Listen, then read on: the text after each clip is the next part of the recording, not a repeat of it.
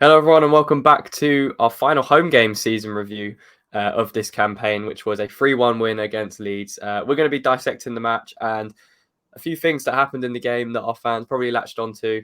A lot around Declan Rice, a lot around other things as well. So we're going to talk about that and, talk about what's to come, potentially is also, in this summer.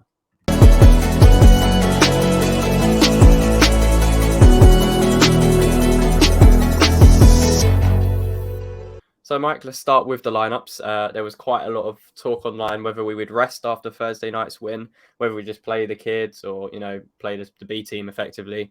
We actually went pretty strong. Moyes stuck with, the trusted group, really. He brought in a couple of different people. Obviously, Fabianski stayed in goal. Kufal was back, which was really nice to see him get back on the pitch. Aged wasn't actually in the squad. I'm not too sure what that was. Might have just been a precaution. So Bonner came in. Emerson at left back as expected for Cresswell. The midfield three stayed the same with Rice, Souček and Paqueta.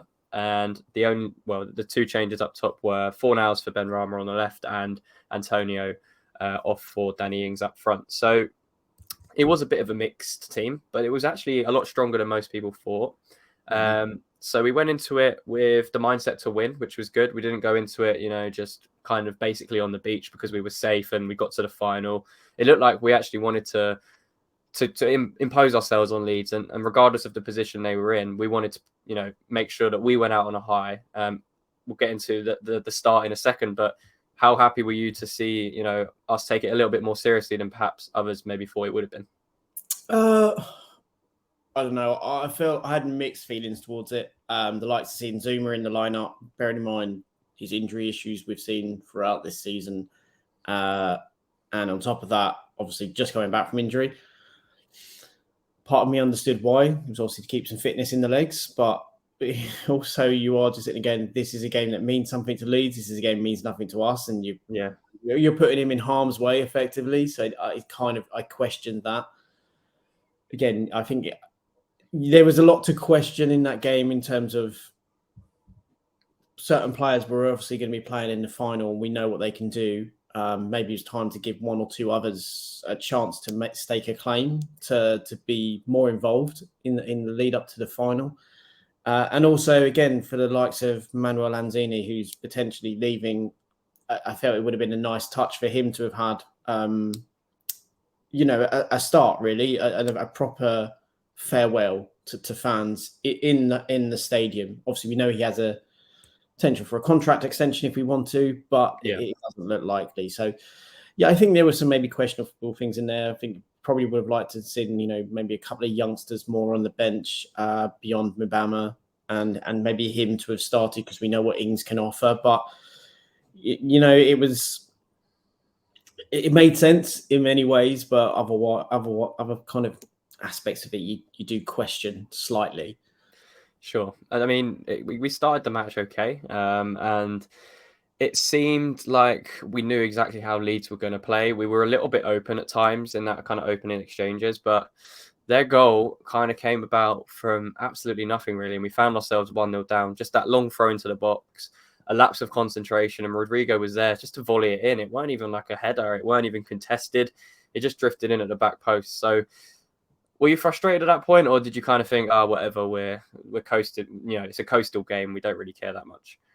I was annoyed, to be honest, because I just looked at it as really poor defending, and it was just looked like they didn't care. It was just like, well. And it was just the fact that, it's to concede another goal, obviously, and we did that against Brentford recently. Yeah. I think Brentford also did that to us in another game as well, I think in this season. So to have conceded 2 to 3 goals from just a long throw, considering we are meant to be a team that does well at set pieces, by throwing us a set piece. And Moyes has consistently said throughout the year, which I found quite amusing, is my team don't concede these types of goals, sloppy, arguably schoolboy goals. And yet his team has consistently conceded that. So it's either your team that are conceding it and you don't want to take responsibility, or you're just trying to blame the players again to divert away from you. And it just kind of annoyed me because it's like, well, all season we've been hearing you or your team do not concede goals like that. And we've conceded that type of goal twice this season against opposition. So I was frustrated at many things about that goal because I just felt it was a needless goal to give away, and we gave hope to them, and we were just poor. I think that opening 20-30 minutes, I think we were poor. I don't think we really did much with the ball. We flirted with the idea of doing something, but it really only came about when we got the ball to Fornals or, you know, Paqueta in certain patches. Otherwise, it just seemed a bit going through the motions. I think that describes it very well. We were going through the motions a lot in that first 30 minutes, you know, and that, just conceding goals like that is just really frustrating because we need to build a solid foundation to work from. And if we're going to keep leaking silly goals like that and going behind in matches, it's really frustrating. But I guess the good thing, the positive outlook on that kind of scenario is that we did bounce back after that, you know, initial 25-30 minute period, and we got a really nice worked goal, actually. People were saying, actually, we'll get onto that in a minute around Fornals, but he actually drifts inside really well, picks up the ball from Bowen. Bowen actually makes a really good run himself in behind. Fornal plays an absolutely brilliant, delicate chip over the defence. Bowen latches onto it and puts the ball into an area where he thinks someone will be. I think, to be honest, and to be fair to Declan Rice, he noticed that and he drifted into that back post, and it was a really good cross, and the finish was just underrated, I would say, because it's a very difficult technique what he did, and there was only really one place he could put it, a questionable goalkeeping, I'll say that, but it was a really nice, it was nice to see us open up a team with a pattern, and it came from Fornals initially, and Rice was on to finish it off. Yeah, I think the goalkeeper, in fairness, made a couple of really quality good saves throughout the game. But yeah, it's Fornals when he was allowed to drift. Whether he's allowed to drift or whether it's just, again, it's way Fornals plays, which is, again, why we've said you play him centrally and allow him to play and drift, he can make things happen. Because if you look at that, I think if you look at the kind of average player position as well, you can see Paqueta's in the centre, Fornals is just next to him on the left-hand side, and Bowen's all the way out on the right. So it's clear how Fornals wants to play it. It's in the middle. And we've said it all along. If you allow him to play in the centre, we've not been allowed to see it because the propensity is to stick with Souček. And I've seen someone try and comment that, playing the likes of Fornals in the middle with Paqueta and Rice means, you've got two players who can't defend, which is just the most laughable comment ever, seen as all Paqueta does is defend like an absolute warrior for most games. And Fornals, I think, also has won more defensive duels or more ground duels than Souček this year at times. So, it's just obviously tackles are a different aspect. But again, it's a laughable, some of these comments or some of these mental gymnastics in which to state why Moyes has always made this right decision in his midfield three. But again, he moves essentially into a position where Souček should be and arguably would be. He gets in that position. And I don't think only probably him or Paqueta is probably making that pass or seeing that pass. As good as Rice is, I don't never see him try and make that type of pass. And yeah, it's a beautiful thing. And funny enough, Bowen again was having one of those games, a bit like in the last one, where he was really in and out of the game, was quite poor on the ball. Yeah. But he walked off the pitch with a goal and an assist in the game, but which is, again, fair play. That's how it is sometimes. But yeah, he was largely innocuous in that period. You had most of it was coming down through Fornals getting in little pockets and trying to make things happen, and Rice obviously getting in and obviously Paqueta. But yeah, the dip over the top was just sumptuous. I think there's no other word for it I can think of. And yeah, Bowen absolutely did completely the right thing. You just put it into an area, and in that case, just dropping it into that back post is 100% absolutely what you have to do. And the thing that we have moaned at and said we want to see Declan Rice do more and more and more, he started doing actually in the tail end of the season. He's done it with more kind of best goal scoring season now, actually, this season. Yeah. But that's what he needs to do. If he wants to play in that role, he has to make those runs. That run he made has to be absolutely every attack. That type of run needs to be done. It's what Souček used to do. Souček has stopped doing it. Just outright just stopped doing it. Yeah. And Rice making that run is what makes that goal, because obviously he doesn't go there. Fornals isn't in a position at the back post. Emerson's not come charging down either, and that would be a big ask for him to have done that.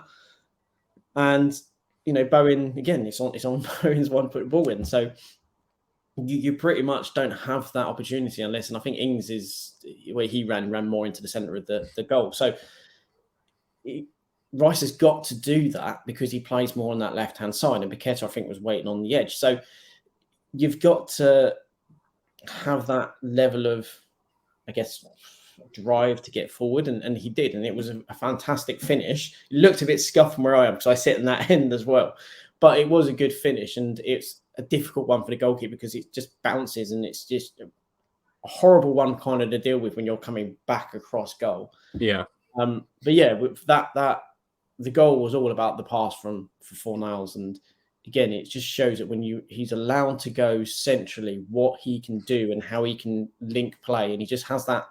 I think that little kind of flash of inspiration sometimes to do things. Yes, he will be wasteful at times with possession, but by and large, it's like with Paqueta. They're wasteful because they're trying to make things happen. And I can always forgive that, which is why at times I'm always really quite forgiving of Ben Rama, because I forgive players who are trying to make things happen. Always you can question decision making because it can be always questionable, but I'm far more forgiving of a player who is looking to try something than someone who I perceive as taking an easy option and essentially playing safely as opposed to looking to try and create.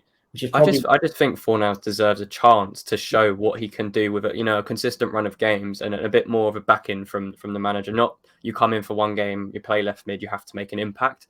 That let's play you centrally in a midfield three with Paqueta and Rice, whoever it may be next season, and give him 5 games to show himself and show what he can do in that time period, because it's really difficult as a substitute because you're really eager to make an impact and there's a lot of pressure on you to do something in the game.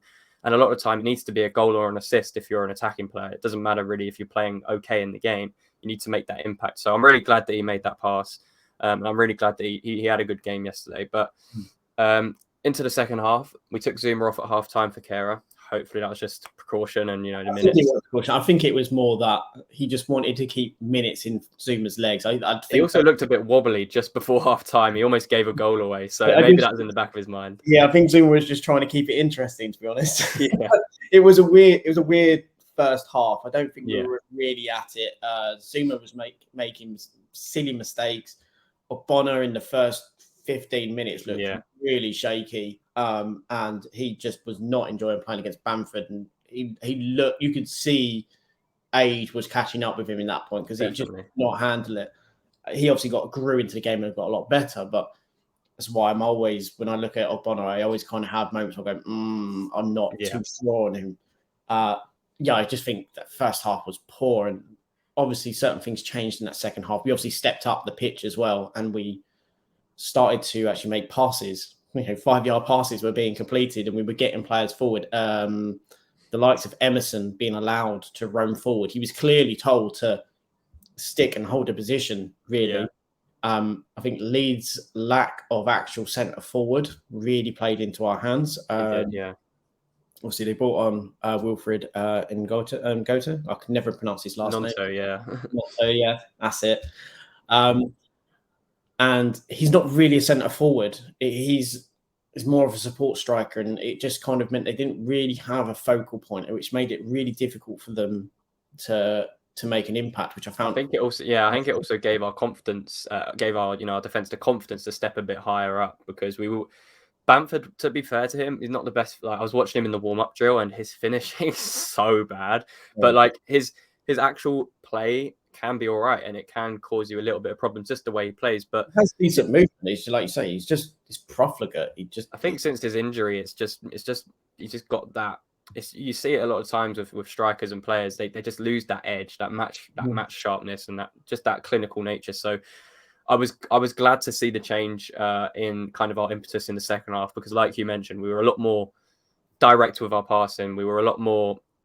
We had a more purpose in our play. We weren't kind of just strolling around the pitch, and it looked like we wanted to go and win the match and end the season at home on a high before that Leicester game. So we started on the front foot. and that kind of continued. We had Leeds kind of pegged back. They didn't really offer much. I thought they were really poor in the second half, especially considering they needed to go for it. It's kind of sat there thinking, when are they going to go for it? They need to win this match. And the gaps then started to open up a little bit more. And we got that second goal late on in the second half, and it kind of just killed their momentum, or any momentum they were trying to build. And it was a really nice goal, actually. Danny Ings, to be fair to him, we've said it before that it's not, playing that Antonio role is not easy, and it's not in his capabilities really. But yesterday he did okay. I think his link-up play was a lot better than what we've seen, and that's definitely his best performance in terms of a team performance. He picked up the ball from deep and was playing some nice passes, and then plays a really nice reverse pass through the defense into Bowen, just onside. And yeah, Bowen's finish really nice as well with the outside of the boot. Goalkeeper got a little bit of a touch, probably should have done a little bit better, but I love that run from Bowen. We've seen it so many times. And yeah, the pass from Ings was just really, really good. I think sometimes we tend to say goalkeepers should do better, but sometimes it's when it's taken quickly as it was, it's hard because he's coming out, he's trying to spread himself, and he saved Leeds a lot of embarrassment really in the game. There was a lot of occasions where really it could have been a goal. And if not for a block, or if not for him getting in the way, especially in the first half, it could have easily been 2-1. Despite us playing poorly, it could have easily been 2-1, really, because we had a couple of decent opportunities which didn't go our way. Actually, to be fair, also, fair play to the ref. I don't think I really had much to complain about the ref. Normally, there's something to say, so let's say that. Actually, the ref did all right for once. He did, yeah, he did. But yeah, Bowen took it well. I think Danny Ings' actually link play was pretty good throughout the game. Actually, came deep, looked to recycle the ball. My only criticism, and it's a fairly big one, because he had some really good chances, and the consistent trying to put it on his right foot, in not maybe trying to take it quickly on his left. Should have got a goal yesterday. That was the one thing that was missing. He wasted, I think, a couple of really good opportunities he was set up for. By just wanting to make, it didn't seem like a striker with confidence. He wanted to make sure it was that kind of, I need to get on my right foot. I need to make sure that I'm set. I need to make sure I'm making these connections. Whereas a striker in form tends to just hit it. They don't care. It's going to be like they'll hit him scruffy and they will go in. It's that kind of, exactly. I just felt at times he didn't necessarily have that confidence just to go, I'll just hit this because I've got that. If I hit it, it's going to go in, or it's going to cause something. And he didn't seem confident in that respect. Other aspects of his play, I thought was pretty good. Yeah. The pass, at first I thought it was Fornals. It's one of those types of passes. It was, yeah. It looked like Fornals had made that pass, but it was fair play to Ings. It was a brilliant little reverse pass. Great run from Bowen. And it was, I think once that goal went in, it was comfortable. Leeds had to come forward, but as you say, they just didn't offer anything. And I agree with Big Sam's assessment. He brought on the players for extra energy, for extra conviction, but between them there was nothing really there. And again, I think they got to a point, we got that second goal and they really, their heads went down, which is never a good thing to see. And you could see the Leeds fans at full time, they were not happy with the players. And to be honest, I think they have a good case for that, because that second half was not good enough from them. And yeah, like you mentioned with Big Sam's assessment, spot on. They just didn't add that. When you'd make a change in a match, you want them to change the game. It just seemed like they were rotating player for player and nothing was really changing. So yeah, from that point of view, I think Leeds fans will be really gutted, because they had a couple of more promising performances before that since Big Sam's come in. They lost to Man City, but they played okay, and then they got a really good point against Newcastle. So this was the one for them, and they've thrown away 3 points. Even a point would have been good for them. I think it would have given them a little bit more confidence going into that final day. But it would have put them equal with Everton. I think a point. I think it would have put them 1 point behind, maybe, because Everton drew against Wolves. But yeah, it would have been tight. But we did absolutely screw up so many chances after we went 2-1 up. It should have been like Rice said it in his interview. It should have been about 7-1. But we did eventually get the third goal in like the 92nd, 93rd minute, and it was. I mean, we've said about Paqueta, we've said about his qualities all season. We said, look, give him time, trust him in a position where he can play. And yesterday was the first time we've seen him play without pressure. No pressure on the team, no pressure on him, just Paqueta in motion. And that assist for that third goal just absolutely emphasizes the type of player he will be for us. The industrious side, the willing to have the ball, driving at players, taking on players, and the Brazilian flair, and also the composure to square it to Lanzini. A fitting end for him as well with the goal. No, exactly. It's you can also see from what he said on Instagram, he seems to clearly have enjoyed playing with Lanzini, or at least playing with him in training, because actually he's not been on the pitch for him, has he? Yeah. But yeah, it was nice. It was nice end. I kept wanting. I wanted it to fall to Lanzini, and I wanted it to fall to Mubama. I wanted both of them.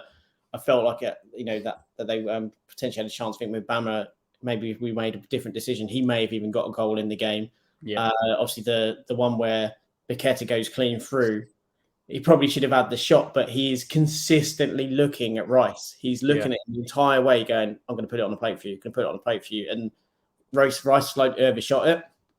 I think the ball was slightly behind, but I think that's mainly because Rice overshot with his run and didn't pace himself, essentially. And then you kind of look and go, could have laid it back to Mbama as well for a tap in. I know some people were reading into it as, he was looking to play out, give Rice the final goal because Rice is going, look, we don't know the future. We expect him to go, but just the type of player Paqueta is, I think. Yeah, I think Paqueta, ultimately what it was he got in a position where he's like, I can put it on. There's a definite goal. If I pass it to him and it goes to his feet, it's a definite goal. And that was, I think, what was in his mind. Not that, I'm going to give it to Declan Rice, blah, blah, blah. You don't have enough time to process that. Nah, definitely not. You're essentially looking and you're saying, I have a player. He may not even recognize it was Rice. That's the simple truth, because you're running at pace and you're just looking and you can see a shape. And then you're just like, I know there's claret over there.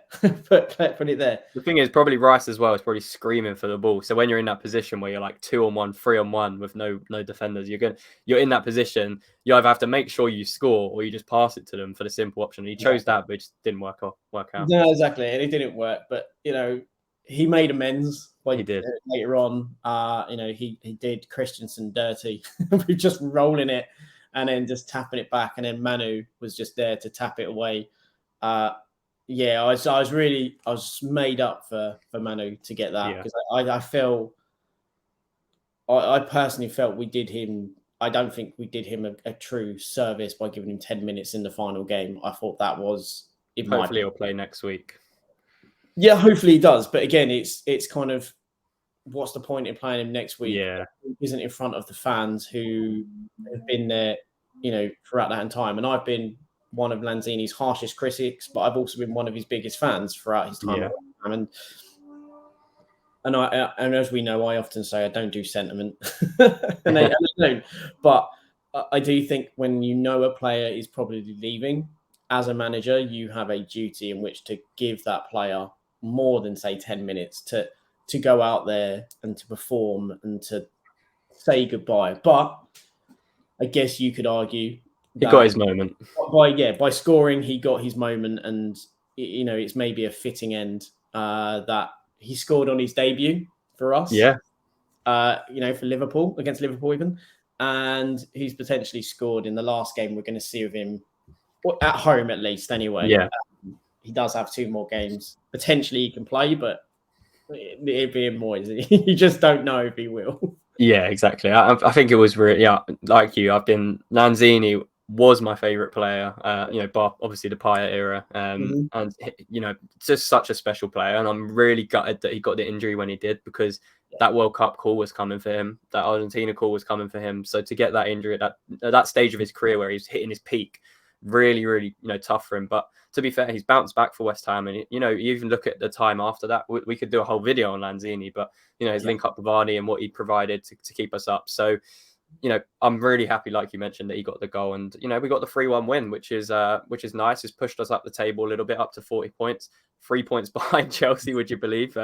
Just shows how poor they've been this season. But yeah, it's nice. We've got the funny part though, right? That's how our season will be spun by those that are more, say, pro Moyes, pro keeping how it is. Well, we're only 4 points behind, or 4 points behind Chelsea. Yeah, exactly. So it's a way of reinterpreting what's happened to give a different perspective. I won't say a different reality, a different perspective. So it depends on which camp you are. That I think those that want to give reason for continuing as we are, we'll kind of look at that as a benchmark, whereas others wouldn't go, yeah, but that season was awful. I think because now we're a bit more clear of the relegation zone, and we're up to like 14th or 13th now. There's 14th. A bit of daylight. Yeah, a bit of daylight potential to finish like 13th. So yeah, I think to be fair to Moyes, I will say this: we've had a very strong end to the season. You look at our results; we've done very well considering, we've had Europe as well to balance. So yeah, I'm just glad we stayed up. That was all that mattered for this football club for this season, was staying up, and anything else that now is going to be a bonus, and hopefully that Conference League will be a bonus. So yeah, 3-1 win. Really happy with it. Last home game of the season. We're not going to talk about anything else because there's no point until anything actually happens. We can sit here and conspire about things all we like, but we'll wait until anything concrete comes out, and we'll be the first to do a video on it. So yeah, we've already, Mike himself actually has put a really good thread together on Twitter. So make sure to check that out, which is all the potential players that we could be signing this summer. It's going to be a huge thread. It's already building out to be a huge thread. So yeah. Make sure to check it out. There's a lot of stuff. I'm sure we're going to do loads of videos on those players mentioned in the summer as well. So excitement now for us. We've got one more Premier League game against Leicester, and then it's on to the big one in Prague against Fiorentina, who actually have a few more games to play themselves. So before we leave, Mike, I just want to say before we wrap up, we did not mention the man of the match, but I feel like we're going to be on the same page, and it's a player that you have consistently given man of the match to over the past few weeks or months even. Lucas Paqueta. Lucas Paqueta, of course. Can we give it to anyone else, or it's got to be him? Oh, sure. He did Leeds dirty so many times. I lost count amount of times he put players on their arse. Drop of the shoulder. So yeah, at the moment I can't talk highly enough of Paqueta at the moment. I know I've waxed lyrical about him pretty much since the start and since he even arrived at West Ham, and I just hope those that were giving it large at the start of the season and talking about him, calling him like things like a mercenary and him not caring and not being good enough, I hope that humble pie tastes incredibly bitter. Because for me, the comments that were being made at the early part of the season, much were the same as what happened with Fornals. Yeah, showed a level or lack of understanding of football that, to me, is just. Which is very, I think the best way to put it is we're reactionary. So when it could be a week, it could be a couple months. It's very reactionary. It's clickbaity attitude in which I'm going to be controversial and make a statement. And the same people will then also say that, West Ham stands for loyalty. It's just let's keep it positive anyway. Let's focus on the positive. The positive thing is Paqueta has been fantastic in the last quarter of the season, the last half of the season. In the last few games, he has been absolutely superb. The fact that we are constantly talking about Paqueta and we're not talking about Declan Rice. Yeah. And we've literally had how many years have we just every game Declan Rice. Now we go, Declan had a good game. Paqueta was amazing.